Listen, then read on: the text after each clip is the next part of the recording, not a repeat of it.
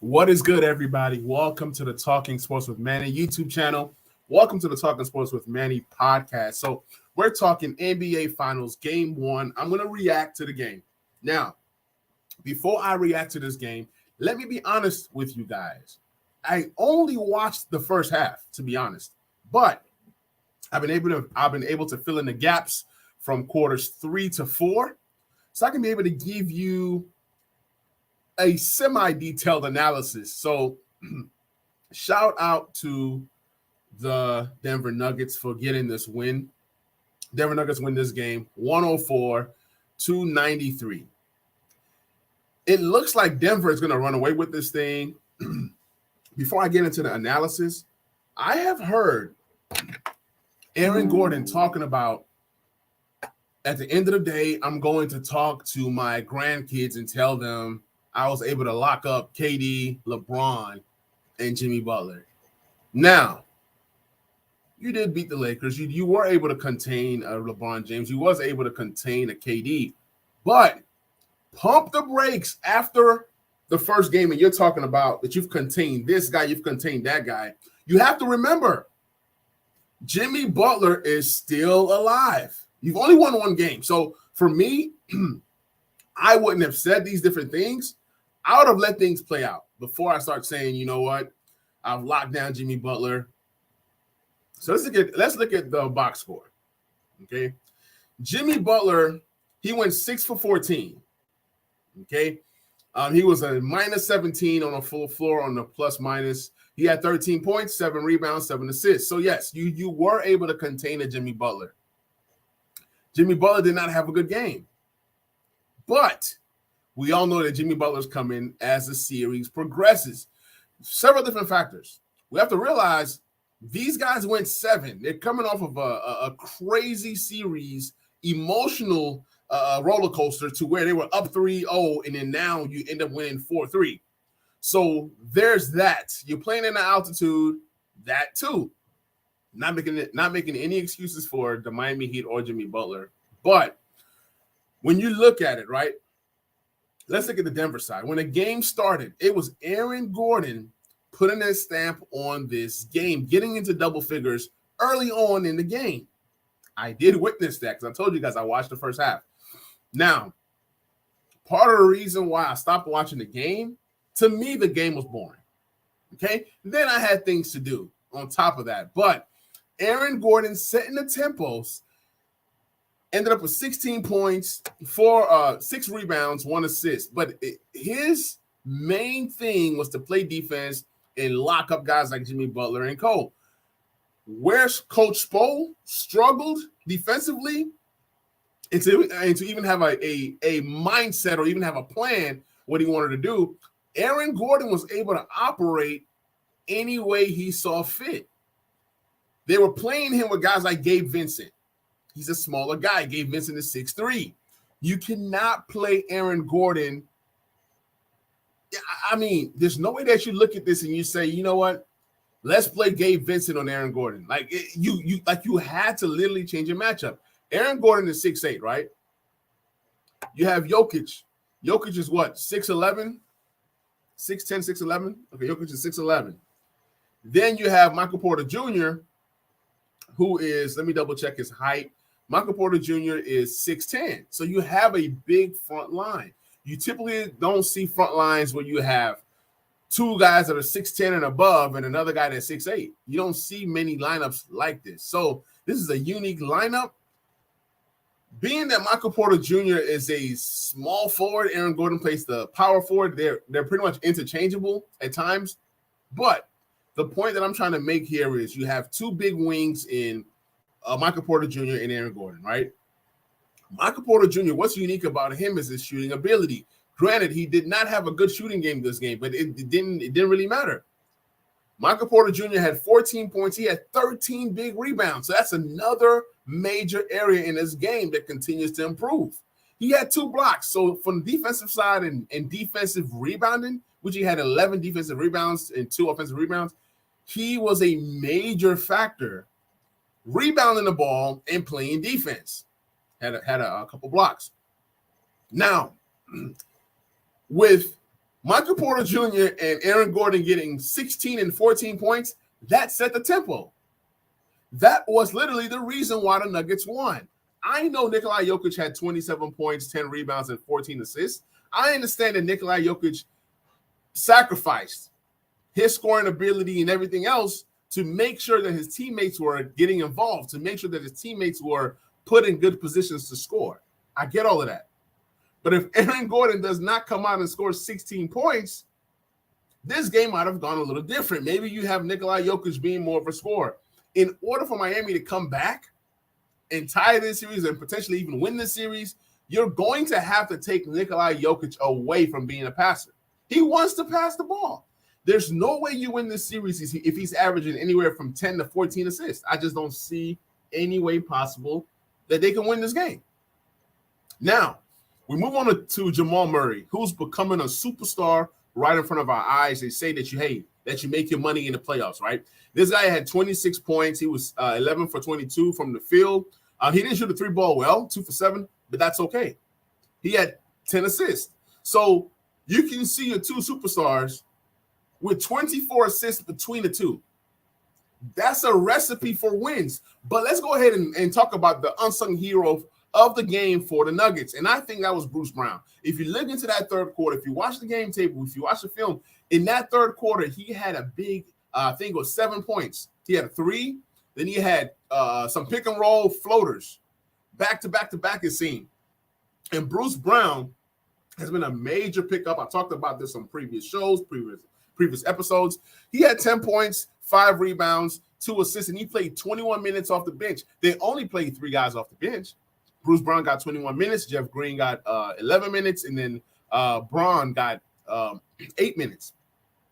Now, without Bruce Brown's 10 points, because the bench only scored 14 points. Without Bruce Brown's 10 points, they possibly don't win this game. So it was a good team win, good collective effort for the Nuggets. Like I said, it all started with Aaron Gordon and Michael Porter Jr. Then you had Nikola Jokic come in and start scoring throughout the rest of the game. And you have Jamal Murray doing his thing, being that leader, being that fourth quarter scorer when they need him. Then you had Bruce Brown setting that tempo heading into the fourth quarter. So it was a collective win. Guys like KCP didn't step up this game. He didn't have to be honest. He had 7 points, but they weren't bad when he was on the floor. He's still a floor spacer. You have to account for him being able to hit a 3. So I can't say that he necessarily had a bad game. He didn't have to have a good game, but just know that KCP is going to play better as the series goes on. Now, when you're looking at the Denver Nuggets bench, is there going to be anybody else that can come in and help? Because if you're going with 8 guys, there's a reason why you can go with 8 guys and have Jeff Green as your literally like your only center off the bench, because you have bigger guys in terms of Michael Porter Jr. and guys like Aaron Gordon who can play that 5 in a small ball situation if need be. Being that the Miami Heat, they're bringing out a lineup that has Bam Adebayo. Bam Adebayo is 6'9", but in all honesty, he plays like he's 6'7". No disrespect to Bam Adebayo, but it just is what it is. They say this guy is great defensively, and he does this and he does that. There are times that you look for what is it that Bam does great defensively. You don't see it necessarily on the box score at times. He is a good defensive player, but there's nobody in the league that can guard Nikola Jokic. When the Lakers had success 2 or 3 years ago, it was because of a Dwight Howard. So you need somebody who's big enough to man up with Nikola Jokic because he's a big, strong guy. Then you need foot speed. Bam Adebayo has a foot speed, but he doesn't have the strength to match up with a Nikola Jokic, right? So you look at things that did go well for the Miami Heat. Yes, Jimmy Butler had a bad game. You can say, oh, the Heat only lost by 11. But if you watch the game, I mean, at the end, that fourth quarter didn't really count. They should have lost by 20, but it is what it is. Caleb Martin, a guy that has been a hero for the Miami Heat, he stunk it up. I mean, he deserves to have a bad game. He had 3 points, 4 rebounds, so he deserves a bad game. But I think he's going to bounce back. Even if he's not that guy that's getting you 20, he's a guy that can get you 10. He's a guy that can make at least 50% of his threes, or at least 40%. That's what he was been doing, right? So as I continue to analyze, Bam Adebayo did have a very good game. He had an amazing game. Actually, he shot 13 for 25 from the field. He had 13 rebounds. He had 5 assists. He was the steadying force. He was the reason why they didn't get blown out in the first quarter. It was 29 to 20, and Bam Adebayo had a lot of points in that first quarter. He kind of set the pace for Miami, being that Jimmy Butler was struggling. So it was good to see Bam show up and play well.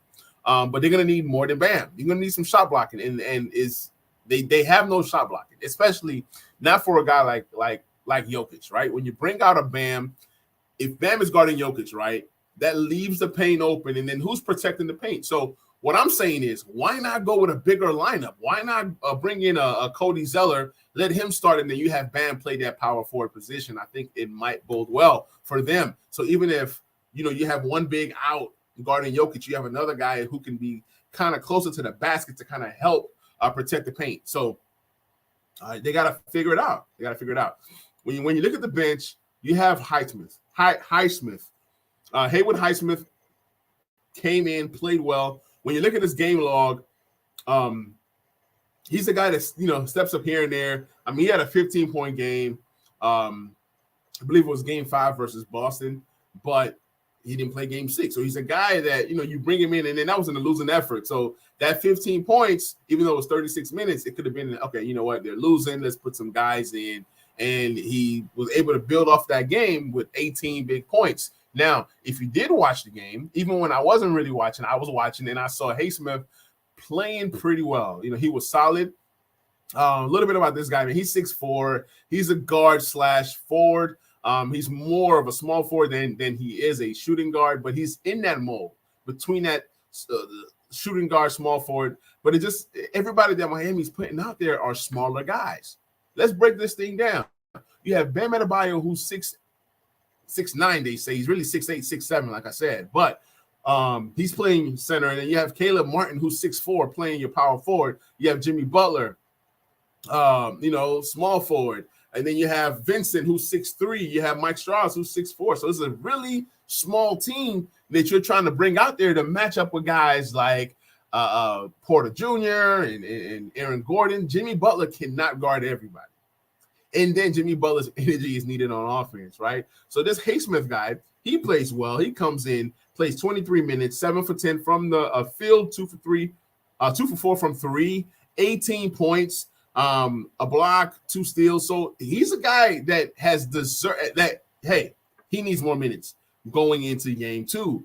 Duncan Robinson, this game was a dud for him, 1 for 6, but one thing I have seen out of Duncan Robinson is that he's able to put the ball on the floor more and drive. I mean, that's opening up. When he drives, guess what? Somebody is open. When the defense comes up to stop him, boom, he can make the pass like he did in the game, or he can dish it to the corner for a 3. So it's good that when you look at Duncan Robinson, a guy who's limited to just shooting the ball, he tried his best, He wasn't so bad. I mean, outside of not making his threes, he shot 1 for 5 from 3.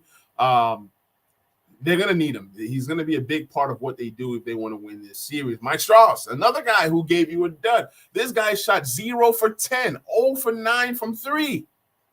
If this guy makes 3 threes, you're looking at a closer game. Between him and Duncan Robinson, these guys went 1 for 14. This is disgusting. 1 for 14 from 3 between these two guys, and they played a whopping 42 minutes. That cannot happen. Now, bright spot, you have Gabe Vincent, who came up, stepped up big, 7 for 14 from the field, 5 for 10 from 3. He kind of kept him in the game, 5 assists. So you're going to need more of Gabe Vincent. Like, you're going to need perfection out of this Miami Heat team if you want to win. More bright spots. Kyle Lowry came off the bench, gave them 4 for 8 from the field, 3 for 6 from 3, and 11 big points, 5 rebounds, 5 assists. He's the guy that you might want to give more minutes next game.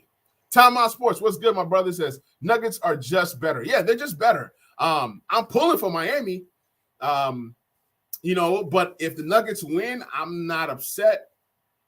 For me, once my team was eliminated, I lost all hope or all I don't know. I just wasn't interested in it anymore. And to be honest, This NBA Finals is lacking star power. Yes, you have Jokic. Yes, you have Jimmy Butler. But at the end of the day, it's missing that flair. You know, these are two really good teams, well coached. You're gonna see hard-nosed basketball. You're gonna see both teams are possibly gonna struggle to score 110 points. So you're not looking at two teams that like fill it up offensively, although the Nuggets do have that kind of firepower. But Miami has that kind of defense. So yes, I agree with you when you say the Nuggets are just better. Yes, they're better. Miami's outmatched. You're going to need a miracle to pull off this series. You're going to have to go to guys like Zeller and Jovic and Jovic. You know, you're going to have to go to Kevin Love. Maybe Kevin Love can give you something in this series. Why not try Kevin Love out in this series against Jokic? You're going to play Kevin Love in the last series where he didn't really even matter or he wasn't needed. And then you're not playing him here. You're going to need Kevin Love. I would love to see a lineup of Kevin Love and Bam Adebayo starting. Let Kevin Love start at center. Let Kevin Love guard Jokic and see what happens. And then you have Bam to guard Aaron Gordon because they're just outmatched. And I think that Coach Spo is one of the greatest coaches to ever coach. And I don't say that lightly. Coach Spo is a player's coach, and the guy is a genius when it comes to coaching. Timeout Sports says, I am a Heat fan, but my job is to tell the truth and not show bias. I picked Nuggets in 5. I respect that. I feel you. I think the Nuggets are favorites to win this, but I'm not going to count Miami out yet. I like the kind of fire that Miami has. Now, it might seem like their luck have run out. It's going to take a special Jimmy Butler game. It's going to take a Caleb Martin magical game. It's going to take a Bam Adebayo to play like he played in game 1. You're going to need Gabe Vincent to keep playing like this. You need Mike Strauss to hit at least 40% of his threes, right? You need Duncan Robinson to hit 40% of his threes. You need Highsmith to show up maybe 2 more times like he did. And then you're going to need Kyle Lowry to be the steadying force in this lineup. But if I had to just go drastic and just do something just different and switch things up and see what happens, because if you don't get game 2, it's pretty much like you said, Nuggets in 5, right? So here's what needs to happen. Maybe you start Kyle Lowry instead of Mike Strauss. You keep Gabe Vincent in there. You keep Bam in there. You have to bench Martin. You put in Kevin Love with Jimmy Butler, and then you know what? You say, hey, let's see what happens. But maybe that's not a lineup change that you make just now. Maybe it's something that you do if you get down 3-0. That's kind of when you're like trying to figure things out. But why not do it in the game 2 to kind of see if the dynamics of the game change? But this is not a series that I am excited about. It's not a finals matchup that I wanted to see from jump. But shout out to the Miami Heat for getting this far. Shout out to the Denver Nuggets for being the best team in the NBA consistently all year. So let's see what Coach Spo has. Let's see if Coach Spo can come up with a plan that can kind of help to slow the Joker down. I would say let the Joker score. Do not let the Joker pass. And then obviously Aaron Gordon and Michael Porter Jr. cannot come out and set a tone in the first quarter. That cannot happen. You're going to need your superstar and Jimmy Butler to come out, play ball, because he's been talking a lot. Jimmy Butler talks a lot. It is time to back it up. Talking about, I don't want to hold the Western Conference. I don't want to hold the Eastern Conference Finals trophy. I'm waiting for the finals, and that's the attitude you should have. But now let's see that same energy in game 2. We haven't seen it. It's still early.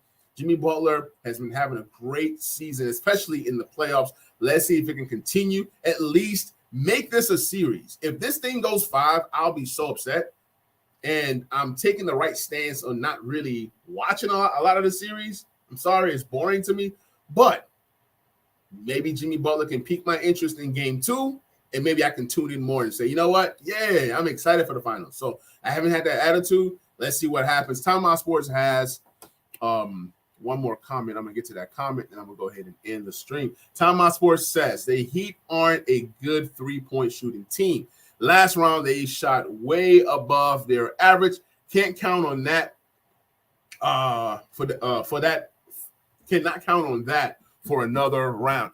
I get you. I understand. But in the finals or in the playoffs, anything can happen. And that's kind of what happened for the Miami Heat, like you stated here. They shot the ball well.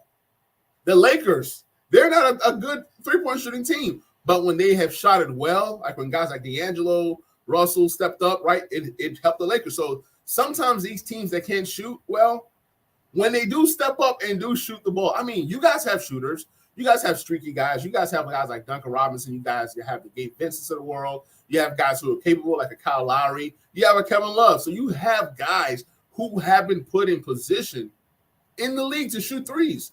If you guys watched my other video that I posted about the Miami Heat after they beat the Celtics, I stated this. The storylines coming into these finals was Nikola Jokic getting his first ring, right? Can he do it? Can he win an NBA title and win finals MVP? If he does that, that kind of elevates him to some of the top upper echelon players, Hall of Fame caliber guys. And Nikola Jokic, he is him. He's him. He's that special. He's that great. If he continues at this pace, if he continues to do what he's doing now, it's Nuggets in 4. Okay. Jimmy Butler, one of the greatest playoff performers that I've seen in recent years, right? Can he step up in the finals when it really matters? Can he help to elevate his team? Granted, Tyler Hero, he could be coming back for game 2. And if Tyler Hero comes back for game 2 and he's even 70%, that changes the series. That gives you another guy outside of Jimmy Butler that can create for himself. And Tyler Hero, he's a dog. So let's just hope that he comes back, because I need something to happen in this final series that I'm not excited of watching. I'm not excited about watching. Now, we talked about Kyle Lowry potentially getting his second ring. We talked about KCP potentially getting his second ring. Sometimes there are these players, once they get the taste of the finals or get the taste of a finals championship or a ring, right?